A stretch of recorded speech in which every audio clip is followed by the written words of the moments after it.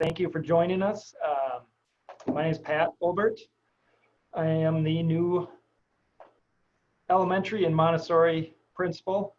It's kind of, I think Mr. Schneider is joining us and Kathy Reed, I see, and Mr. Burkhalter, our new administrator. We on one hand, it seems like today is my first day, and on the other, it seems like I've been here for a year. And I've said that a few times, but it's so true. And when I think back, to the day I interviewed was March 18th when everything was shutting down.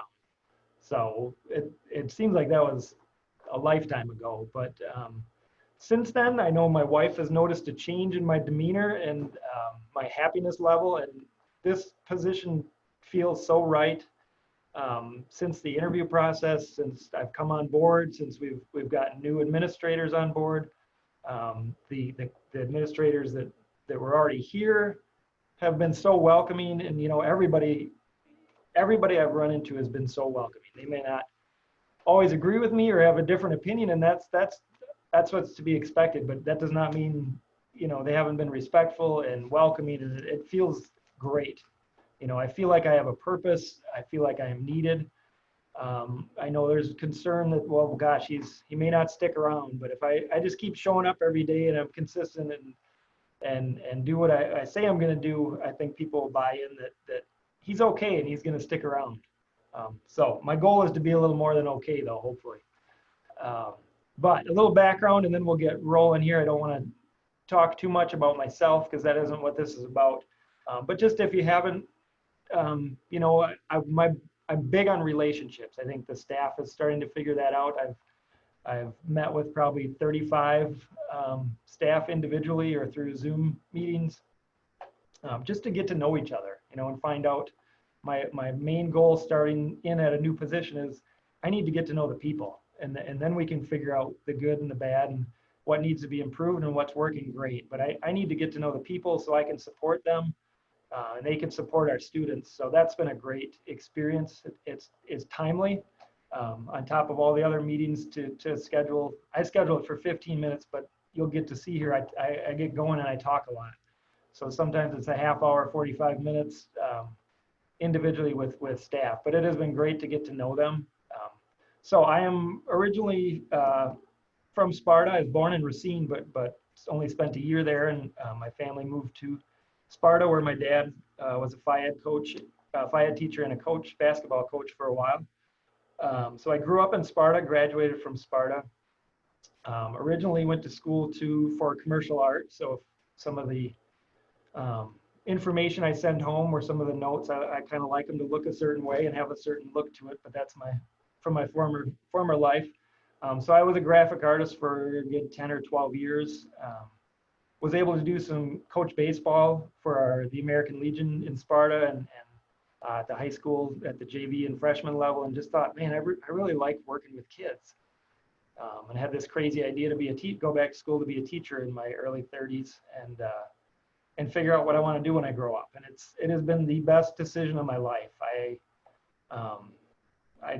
think my wife and I maybe switched roles. I used to think I was the introvert and she was the extrovert, and I think we've kind of reversed roles now. But she really pushed me into that, and she's amazing. She is my everything. She's stuck with me now for almost, coming up on 27 years this fall that we've been married. We have a 14-year-old daughter going into ninth grade, which is exciting and scary all at the same time. And we have an 11-year-old son who's going into sixth grade. And my wife teaches art. She taught at Aquinas for about 14 years, I think, and then moved to the little people of elementary world in Sparta. So she is teaching elementary art in Sparta. But we currently live in Sparta, and I think mostly that's because of the family dynamics. But I hope to be a part of the community as much as I can. I've checked out the farmers market and a few other spots already. So once we get going in this year, I can focus on some of that community life, I hope. And as we get back to normal, it's kind of hard to be in the community when things aren't normal in the community. So on my journey to be a teacher, I got to do some coaching, went back to school, UWL, and got my degree in ended up teaching right in Sparta, which was awesome, and where I student taught, and ironically next door to the house that we bought before I even went into education. So it seems like this path has kind of been planned out for me. So I spent 6 years teaching third grade mostly, and then the last 2 years I taught a second and third grade multi-age room, and then there was a principal opening in Sparta that I was hired at. It was at a traditional, I call it traditional, um, elementary building. So it was a kindergarten through third grade building, which also served in the duties of the Montessori program in Sparta at Lakeview. So that's what really drew me to this position, was I did that for 8 years as a principal. The last two, we knew it would be short term, but they tacked on High Point, which is a 7th through 12th grade charter school in Sparta, a project-based charter school. So I was kind of pulled in a lot of directions, and this really appealed to me, that it's elementary and Montessori, and that I feel is in my wheelhouse. I do not necessarily feel like I'm an expert at anything, but I was at least comfortable and knew that I did that for 8 years, and really built the relationships. And I think I left both the traditional and Montessori programs in a better spot than maybe when I took over, and that's always the goal. But I am just excited to be here. You know, these are crazy times for all of us, but we will get through it, and that's what I really appreciate. I do feel my input is valued by the administrative team. We all have input, we have different ideas, but at the end of the day, you know, we're doing what's best for kids, and I really feel like this team has everyone's best interests at heart. So enough about me. Let's I'll have a drink of water and get going on our reopening, and take, if you have questions, please leave them in the chat, and I will get to as many as we can here. I see what Tom has gone through the last couple nights. When you talk all day at meetings, and then you come on here and talk. But I will have a better document on the website, you know, with some questions and answers, and the reopening plan is on there, so I won't read it in full. And if you hopefully got a copy emailed through Skyward, but if not, I will, you know, I'll point you in the right direction on the website, but I don't think I need to read all of it. But as we came together with this concept, as an administrative team, a concept, and brought it forward to the district leadership team, and then, you know, to the school board, we want to make sure a couple things, that, you know, the safety and mental health of our students really comes before academics. We need to make sure that everyone feels safe coming to school, doing it, you know, learning virtually or whatever parents choose. We want to make sure students feel safe. You know, with the current numbers in Vernon County and Viroqua in particular, and based on parent surveys, there's a need for us to return to school in person in some capacity. And then a big priority is having options, because not everyone is able to come back to school or feels comfortable sending their kids back to school right now. So having options is important to us as a team. And how that looks is there's two choices. This is for Viroqua Elementary students and also Montessori students, that fourth, and even going higher than that, to have those in-person and virtual options. So for our pre-K or 4K students through 6th grade, that in-person learning is 5 days a week. And then we'll make adjustments that I can talk a little bit about going forward. Or you have the choice of a virtual at-home learning. And that's pre-K through 12th grade. And how that looks at each level will definitely be different. So the in-person learning, a few of the changes, we're working really hard on figuring out all the details, but a few of the changes are that the end of the day will be at 2:20 now instead of 3 o'clock. And that allows teachers to, that students are going to be in their room a lot more, and their time away, their prep time to get anything done will really be shortened from what they're used to. So that'll be used for them to collaborate, not only with the teachers that are teaching in person, but also with their virtual colleagues. And, you know, just to get things done, because it's going to be a lot of time in one classroom, unfortunately. But our 4K classes usually had a Monday, Thursday, and a Tuesday, Friday group. We've switched that 4K will have a Monday, Tuesday group, or you'll be in a Thursday, Friday group. And they will come back next week for a voluntary jump start to kind of, for those are half days when they come back, but in the school year, it's a full day.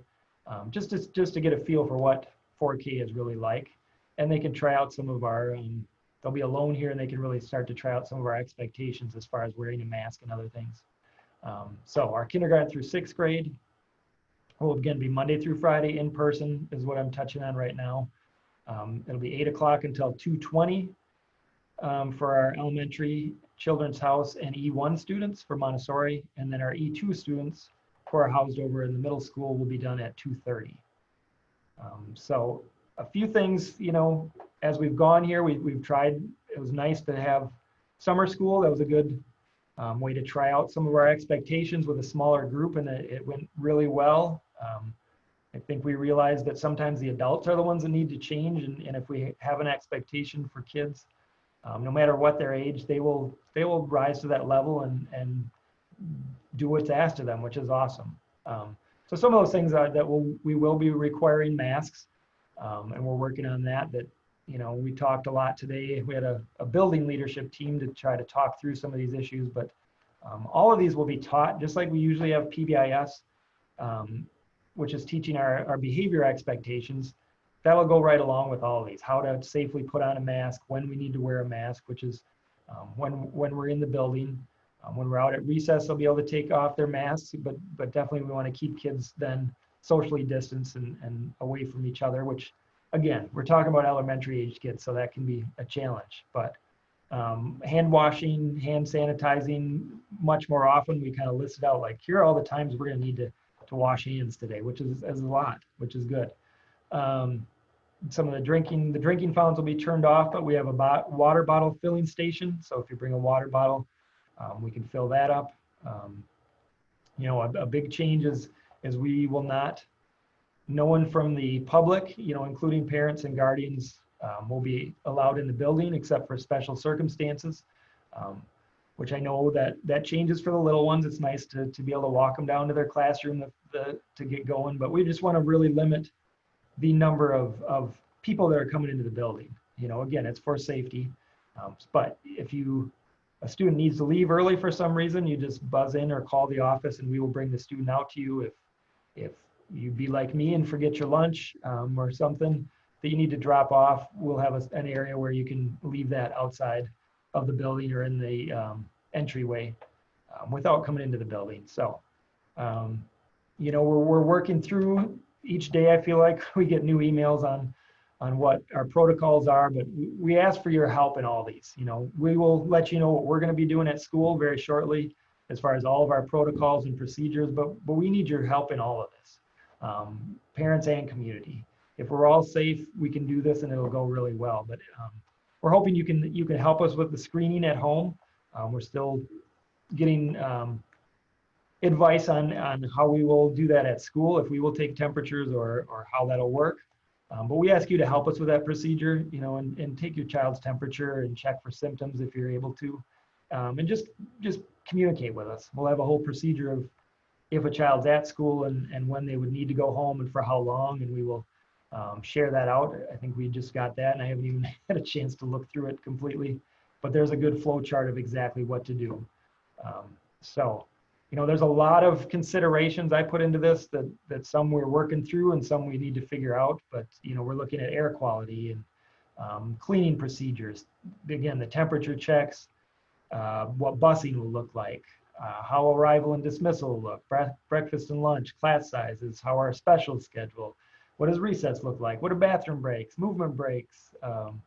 It gets to be a lot, and our leadership group today got through a lot of stuff, and that they're going to bring back to their colleagues and really dive into what that looks like, and then we will share that out to parents as well. But they had some great ideas. So that's really the in-person.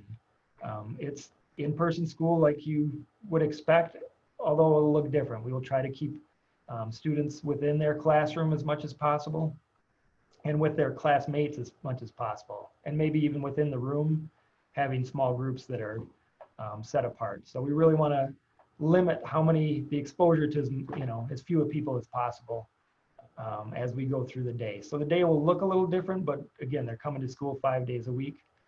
The virtual option, which is, it's a great option again to have where you're still enrolled in the Viroqua school district. And, you know, as we've looked at it and as numbers are coming in from the survey, we don't have all of those. So if you still need to fill that survey out, or you need, maybe your questions will be answered tonight, or if you have more, definitely reach out to us and we will answer those.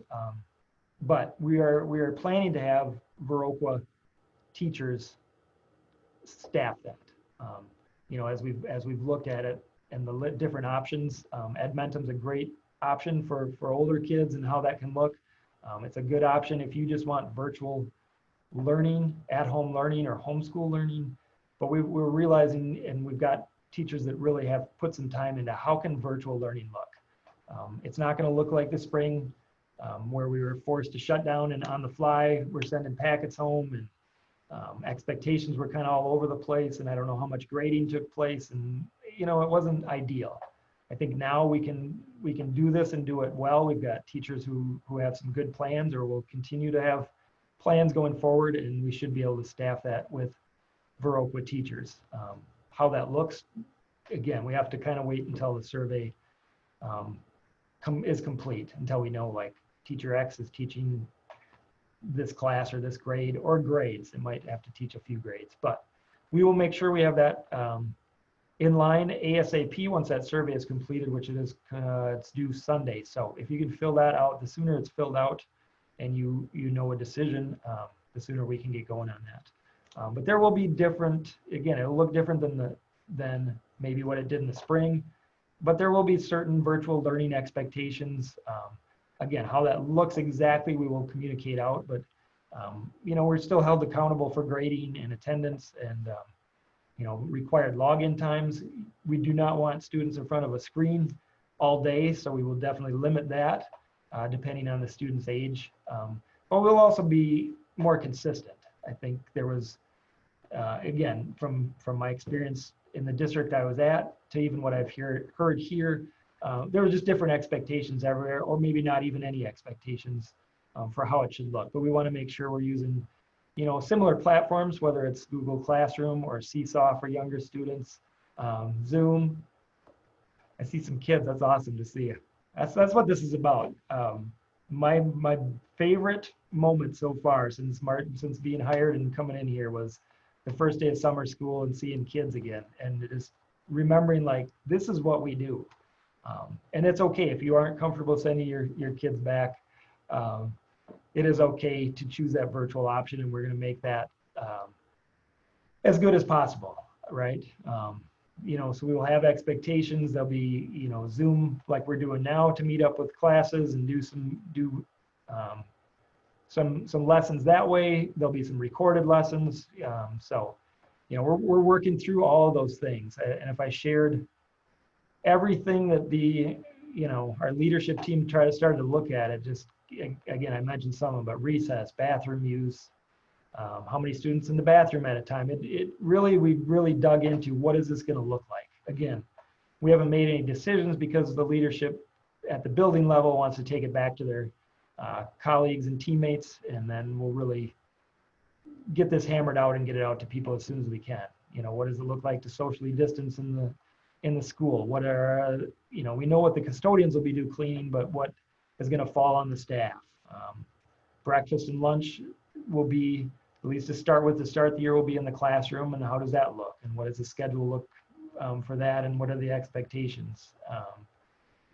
What's the hygiene, you know, as far as washing hands, and where do we do that? And how do we do that well? And those will all be taught and modeled by teachers in practice. Again, the mask will be required, but then when you're outside, you know, we can take those off in different times like that.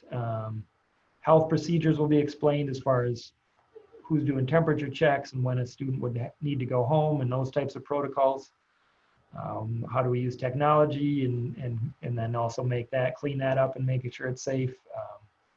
Our special schedule, our arrival and dismissal. So we have a lot, but you know, I'm amazed at what 2 hours you can get accomplished, and that's a testament to the staff here. So I have probably talked enough about and rambled on. I could probably do that for another 40 minutes if you'd like, but I will try to get to some questions here. and I will try to answer all these. I'll scroll up and start at the top. Would it be okay to send our kids with eye protection? That is one thing we looked at even for staff. I think that's okay. And I'm always looking to look for Mr. Burkhalter to give me the nod or like, no, don't say that. Again, we aren't medical experts. We were trained to be educational leaders. So, but again, we're making these decisions in partnership with people who are medical experts, the county health department, the state health, and people that are experts in that field. And again, we don't have a manual where we turn to page 47 and say, this is exactly what you do in a pandemic. But what we're trying to do is keep everyone as safe as possible, but also being realistic on this so that we can still educate students. And to backtrack, I'll get to some more questions. A big thing with our leadership team today was, when we're making these decisions of what does arrival look like, what does recess look like, we prioritize it. We want to create, this is right in our document, we want to create as safe an environment as possible. We want to limit the contact among groups of students at school, and we want to limit the contact between staff and students. When we really looked at our specials teachers, do we want them to see 400 kids in a week? Is that the best thing, or is there a way we can make the schedule better? So those are all the things we're looking at. Let's see here. I don't see my children's VAM teacher on call. I was hoping we could get more specific information about how this is going to play out for elementary than VAM. We probably won't get into, again, those fine details of all that as we're working it out, or what does virtual look like for my student. But as we know the numbers and who's staffing everything, that's when we will share a lot of this out and be as specific as we can without overwhelming you. Because I know as a parent, I'm getting 12-page documents for my kids, and it's just, it's overwhelming them and me. So we want to keep it, give you the information, but not overwhelm you as well. Welcome to the district. That's always good. Thank you. Wondering on average, how many hours on average the students can expect to be online if they choose virtual? I think we'll set that for depending on grade level. Younger students definitely should not be on there more than a few hours at most. And we will kind of, again, we'll set some expectations as a staff that what you could expect.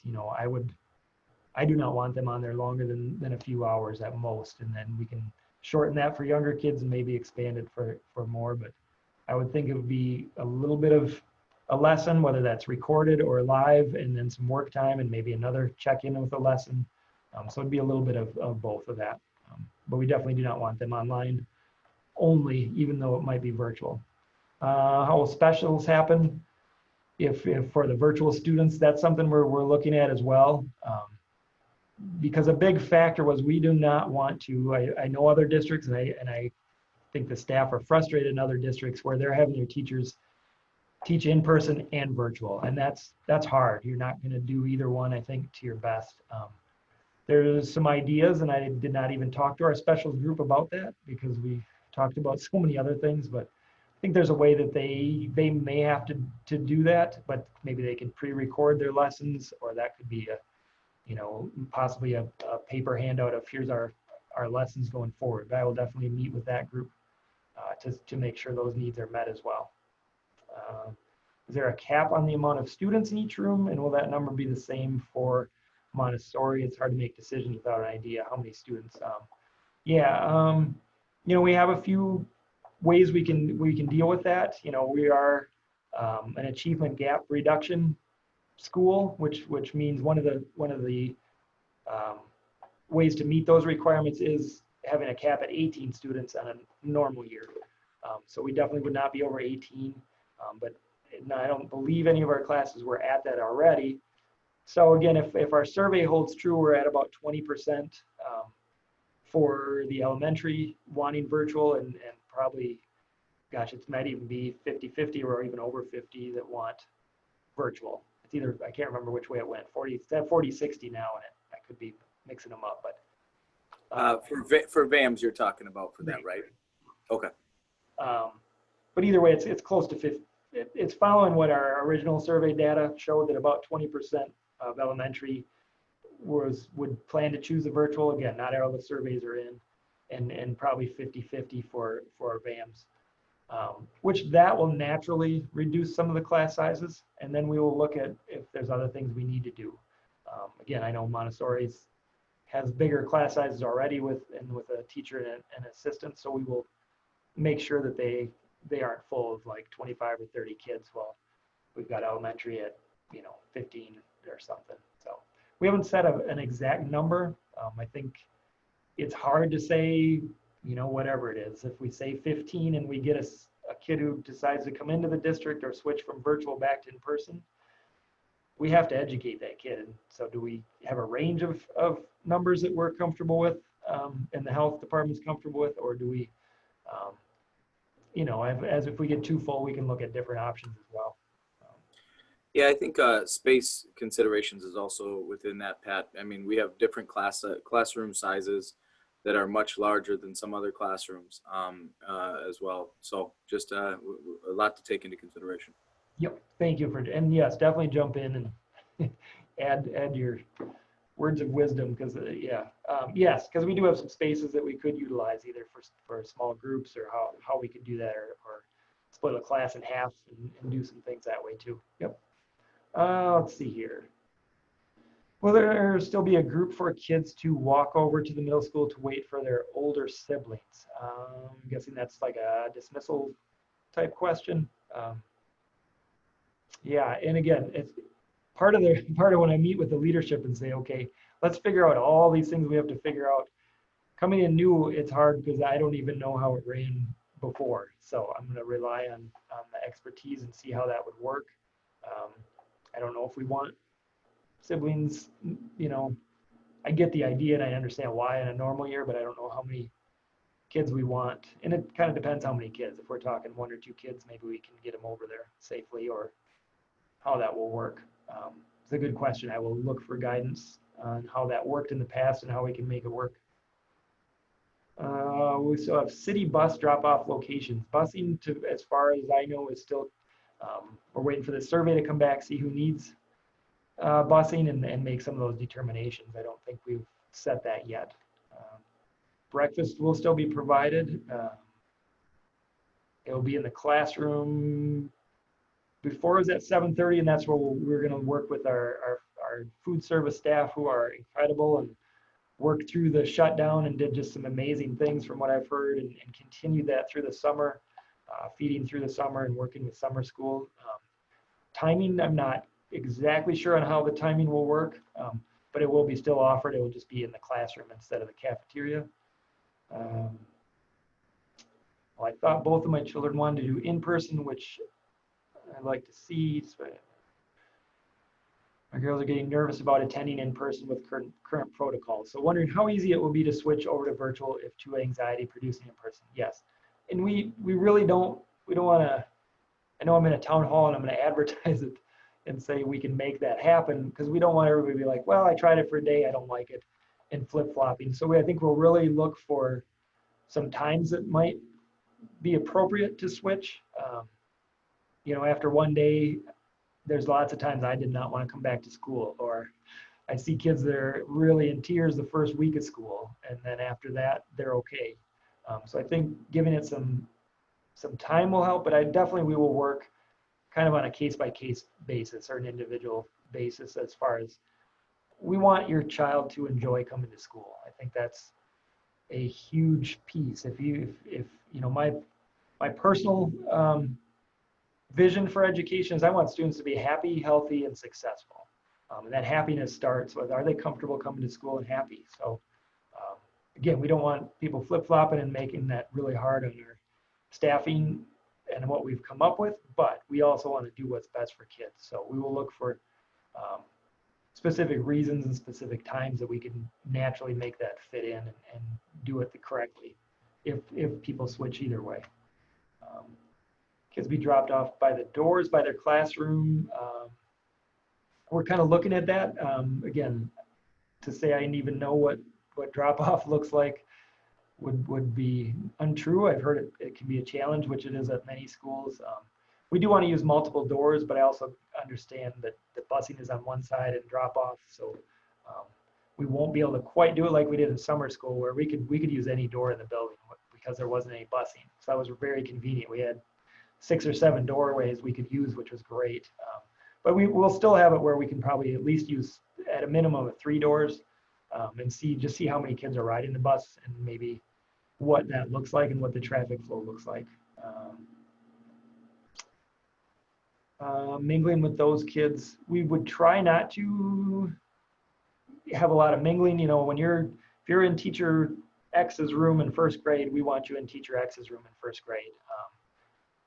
There's a total social part of school that we're limiting or either eliminating or limiting in a huge capacity, which is not ideal. But I think it's the safest way to do this is keep them as much as possible in a cohort. So if you're with teacher X in first grade, you will stay with teacher X as much as possible and not intermingle with the other students. Unfortunately, you might have a buddy in another classroom, but that's going to have to be outside of the school day. So lots of questions in that one. Will specials be in the classroom? That's one thing we're looking at. I know that's what a lot of schools are doing, and we were trying to figure out a way that maybe we could safely do that. We have some ideas, and I will bring them back to our administrative team, and they can give me some guidance and get some guidance from our health department if that's possible. Because that's a long day to be in one classroom all day. One of the reasons we're going to get done at 2:20, but again, in a normal world, that is not what's best for kids. It's not best for the art. Let's say art, for example, since my wife's an art teacher, but it's not good for art, music, any of those subjects to come into the classroom. That limits what they're able to teach. It's not best for the homeroom teacher because it's hard for them to get anything done while a class is going on in their room. And it's not the best for kids because their curriculum's limited and that what they can do in a classroom is limited.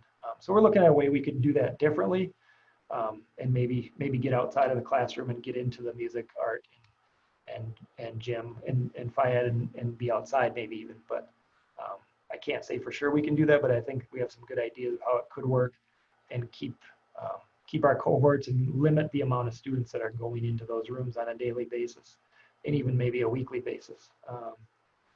A video sent out to kids for the first day, that is a great idea. Our PBIS team is anxious for us to decide all these things so they can get busy, but they've got some great ideas of already the expectations that might be a little different. Obviously, we've always had hand washing and some of these safety precautions at school, but they're just amped up so much more now of what we expect for how to stay 6 feet away. You know, do we have a Black Hawk wings and you're 6 feet apart? Do we some of these things that we can teach to younger kids and they will buy it and be like, yeah, we're all Black Hawks. Let's spread our wings and stay apart. And just for the record, that was my idea. So I don't have many good ideas. So when I have one, I want to claim it. And maybe it's not a good idea, so I shouldn't claim it. So there is a lot to figure out, but yes, videos, we're figuring out the back to school night, which will, obviously look different. I've heard that as an awesome, awesome night, and I am very disappointed that we can't do it the way it's been done. But teachers were coming up with ideas of sending a video home of how that could look. Hey, I'm your teacher. Here's our classroom. Here's the door you'll be coming in. Some of that stuff that we can get ready for virtually. And the big thing is, I mentioned this to our leadership team. There's a book. We utilize a responsive classroom approach here. A lot of teachers do, and I'll get to know exactly what they use. But there's a book in that method that's called The First 6 Weeks of School.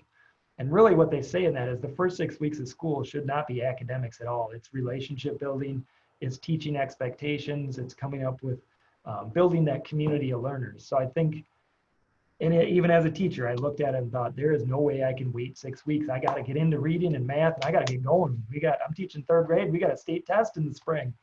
And I think now is the perfect time to say, you know what, you can take 6 weeks and build that community of learners. So it'll be a slow to go fast kind of process, if that makes any sense, to get to know kids and make sure they feel safe and understand all of what we're doing. How can we best prepare our children for in-person school? What will a typical day look like? What changes should they expect beside masks and hand sanitizer? Good, very good questions. Again, I think when we get all these procedures and protocols, we want to be as transparent as possible. It doesn't do us any good if only the adults at school know what we expect of kids. We will definitely share that out. And do not, I think the biggest thing is make sure they feel comfortable and supported by you at home, and they're going to be supported here by me and all of the adults in the building.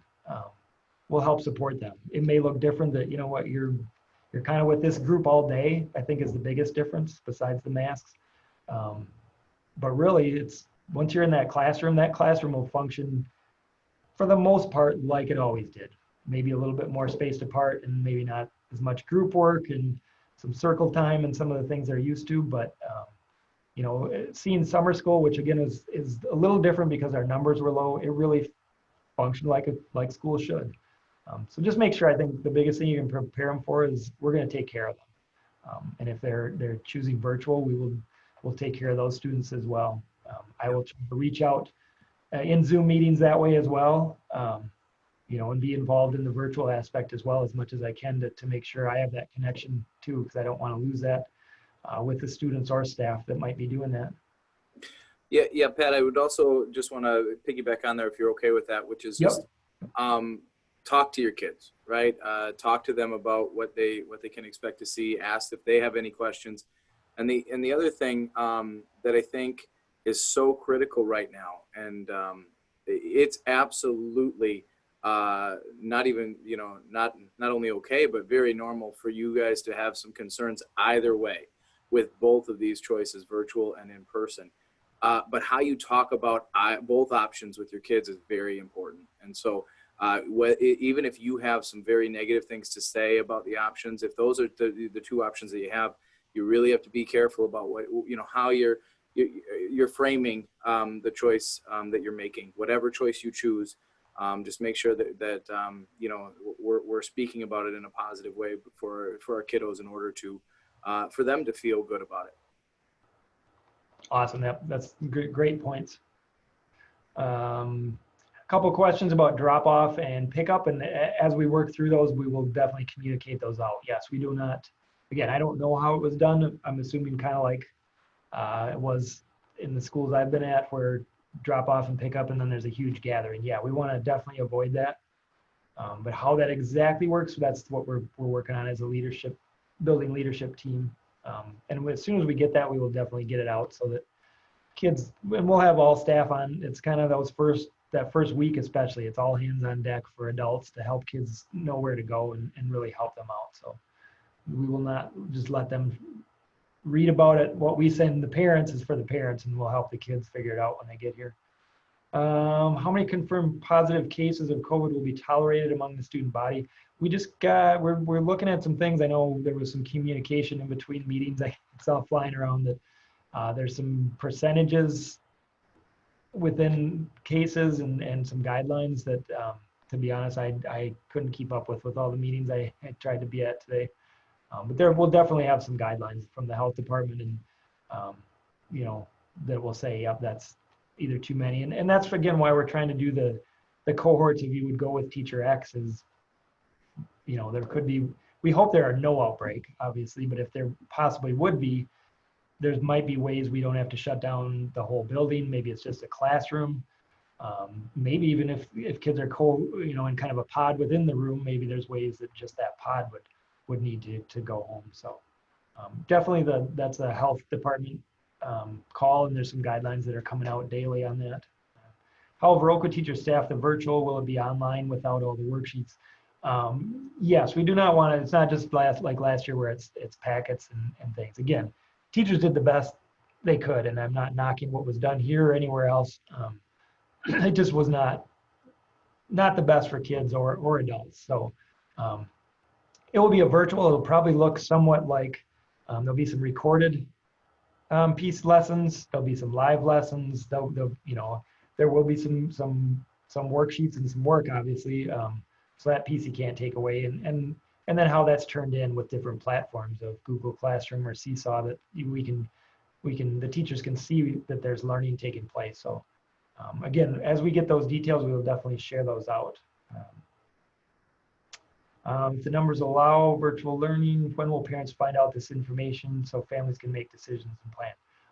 I think I'm safe to say this, Tom, after some meetings today, that we're going to go with Viroqua teachers, and we can just put that out there that our numbers are coming in the way we had hoped they would, so that we can make that happen. And a couple of reasons for that. We knew there's a need for virtual options for families, but there's also staff that are very interested in that, for their own reasons.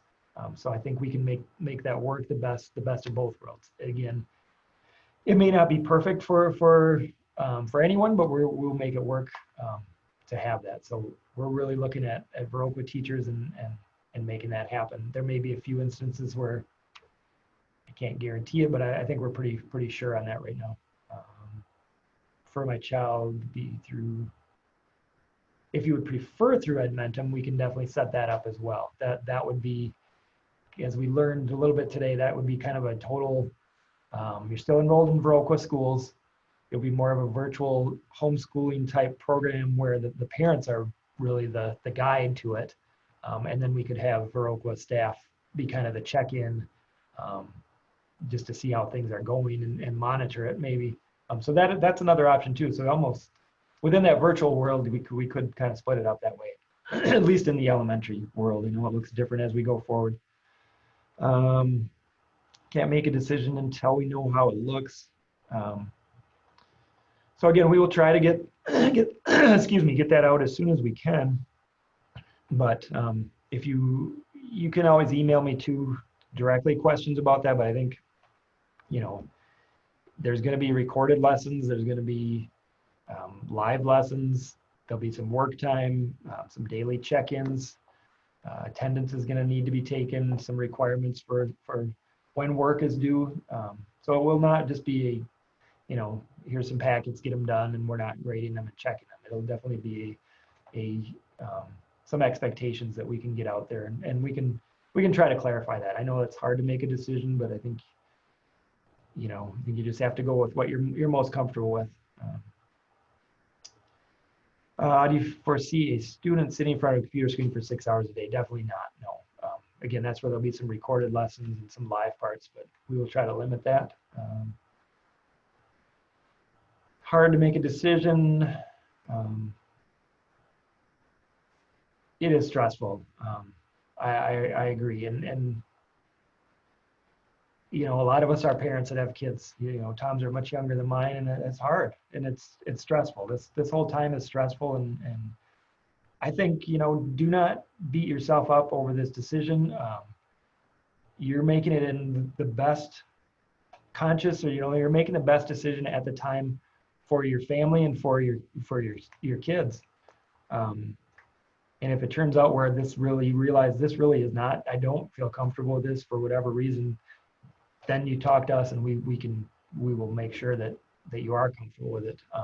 It is stressful, so we do not want to lose sight of that for all of us. There's a lot of anxiety for administration, for teachers, for parents, for kids. This is not easy. So I think that's good that we have options, but then I get it's not an easy decision, even with the options, to know what is best. There's no crystal ball, so trust your gut instincts is what I always say, and you're not going to go wrong if you're doing what you think is in the best interest of your family and your kids. Math for speech students, yes. The math won't be required necessarily if a student has an IEP. We do have face shields for staff that are teaching speech, and even for any teacher. Again, when you're teaching phonics and things, it's hard to make a word, to show what a word sounds like when your mouth's covered. So yeah, all those will be considered, and there'll be times for those. And Kathy, if you want to jump in at all, you can. We've been working with our speech pathologists, and they're looking at a few different options for that, including perhaps teletherapy within those classrooms as well. So our speech paths are really looking at a multitude of different ways that they can service those speech kids. So, and they should be reaching out to you as well. So there you go. Awesome. Thanks, Kathy.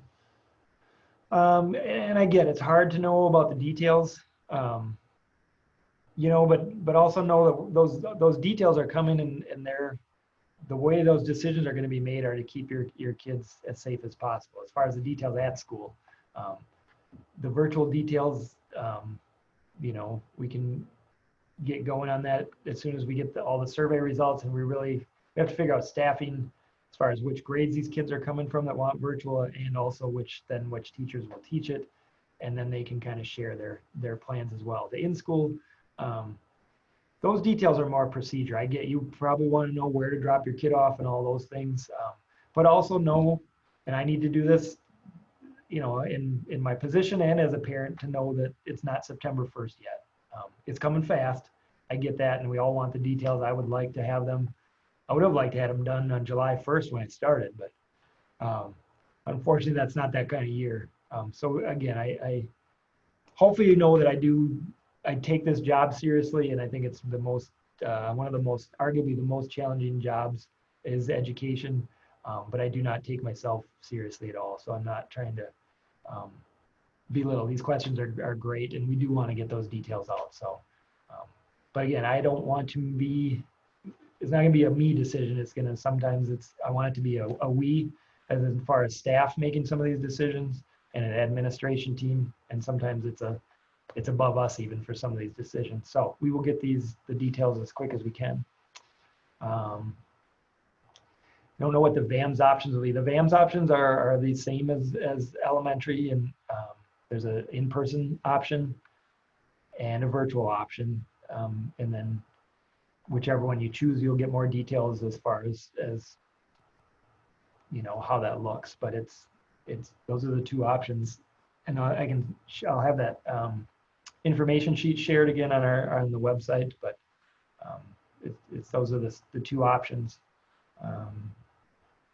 Breakfast and lunch is delivered. We're looking into that as well. I know Tom's talked about that a little bit at his town hall, so I think I kind of know that you know, will they be delivered? Maybe not like they were in the past, but I think they'll still be available.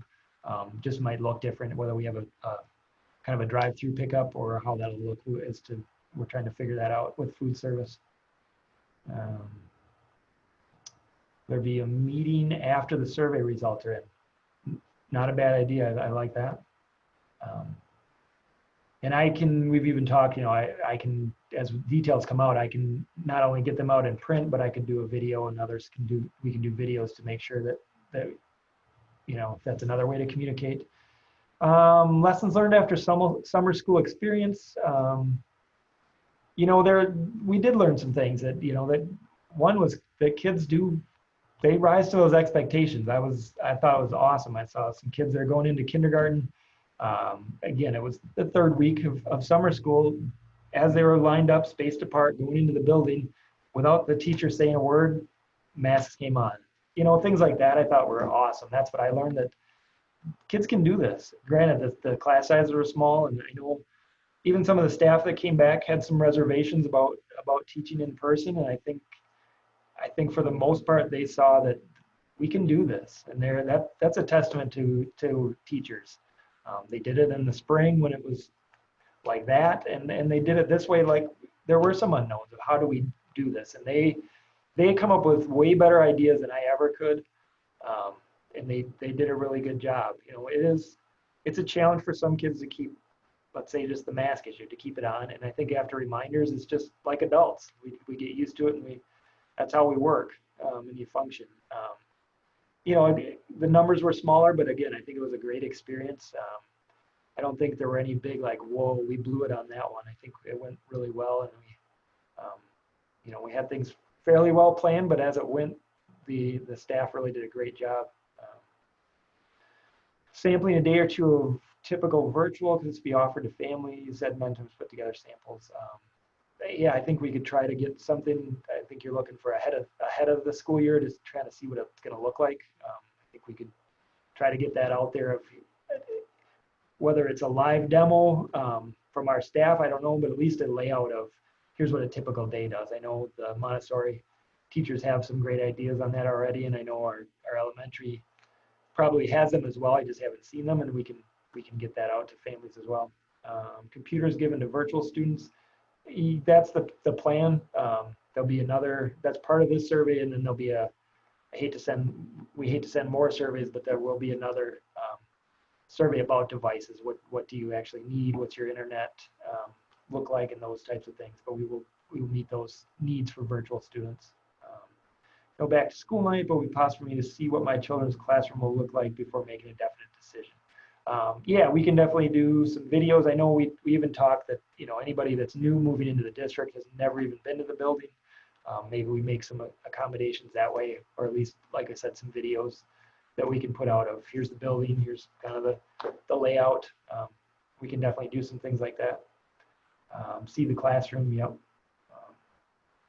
Exactly. And what's kind of cool is some teachers, they don't have to be in yet, but they're a great group, and they're in, they're getting their rooms ready. They're getting, seeing how far they can space desks out, and just looking at things differently, which is cool. They're definitely thinking about it. It's not a profession where they can turn the switch off at night or in the summer. If a family chooses virtual and they need title services, will be able to get the same the services. Yes. You know, any services that are provided, title or anything in a special education needs are required to be met. So yes, again, how that looks will be different, and it may look different even in person, but those services will still be provided. Yep. I know some parents drive 20 minutes to school. Maybe an idea for lunches could be once per week pickup of a box of lunches for the whole week. Yeah. Yep. And we'll have all of these questions on our website. As far as I'll try to go through and answer what we know. Again, that's a food service question of what they're capable of. I know getting lunches, creating a menu of what can be delivered to classrooms is a huge challenge for them right now, and how they're even going to get them out to everyone. You know, we'll need some help from our staff that's outside of the kitchen to get that done even. So, yep. Great ideas, but they're coming. Yep, Pat, I just want to give you a little bit of a warning. We do have to end this one at 6 o'clock so we can start our next one. So you have about 6 minutes here. Okay, thank you. You know me, I could probably just keep talking all night. See, the questions have slowed down a little bit. We will get these on the web page. We'll have a frequently asked questions type thing for each grade level for elementary and middle and high school.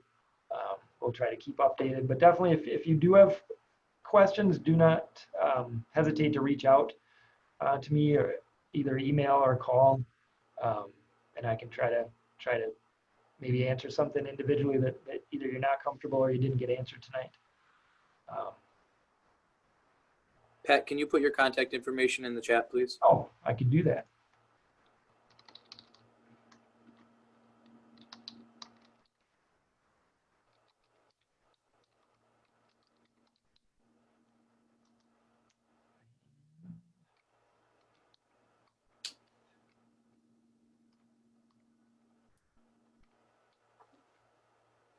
While Pat's doing that, I can definitely answer that one for you, Jenny.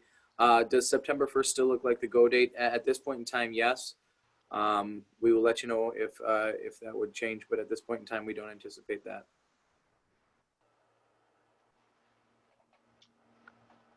But again, as these are slowing down, we will, I know everybody wants those details, and I want them as well, so we will get going on all of that. And it hasn't been that haven't been working on them. It's just there's a lot to cover here, and a lot of guidance and protocols that seem to change every day. Lunches will be in the classroom. Again, just to limit the number of, you know, how do you clean the cafeteria? How do we limit the number of kids that are in close contact? You do have to take your mask off to eat, so there's things like that. And I do want to just make sure that everybody's aware that this is how we're going to start the school year. This is the back to school plan. This is not we are locked into any of these decisions for the entirety of the school year. We're going to be reevaluating the overall concept plan every 4.5 weeks, and those details will change much faster than that. The fine details will. So please everyone just be aware that we're in a very interesting situation that nobody's ever been through before, and we are going to do our very best to meet the needs of all your kiddos.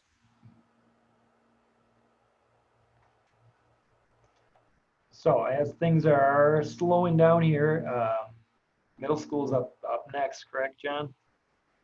John will be your next voice, and then high school will be following that. So middle school at 6, and then high school at 7. Again, great questions. I don't think any of us like to be able to say, I don't know, or I don't have the answer. And in some cases, we don't even know who to go to for the answer. So that is not a comfortable position to be in. Usually, I don't know the answer, but I can at least go to the people above me or around me, and they will have the answer. So it's challenging, to say the least, to not be like, well, yeah, this is what we've always done. But the reassuring part is that everybody's in this around the country.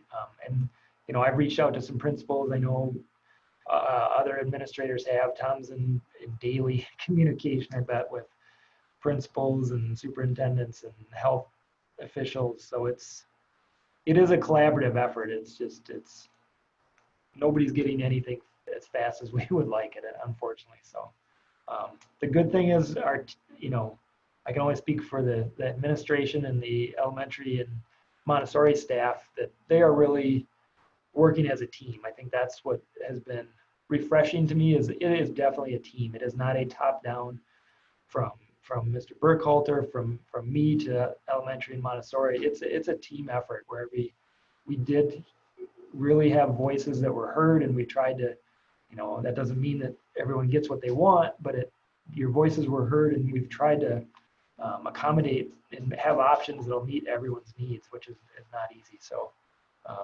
it's refreshing. I stole a University of Minnesota football slogan where it's, that we're going to row the boat.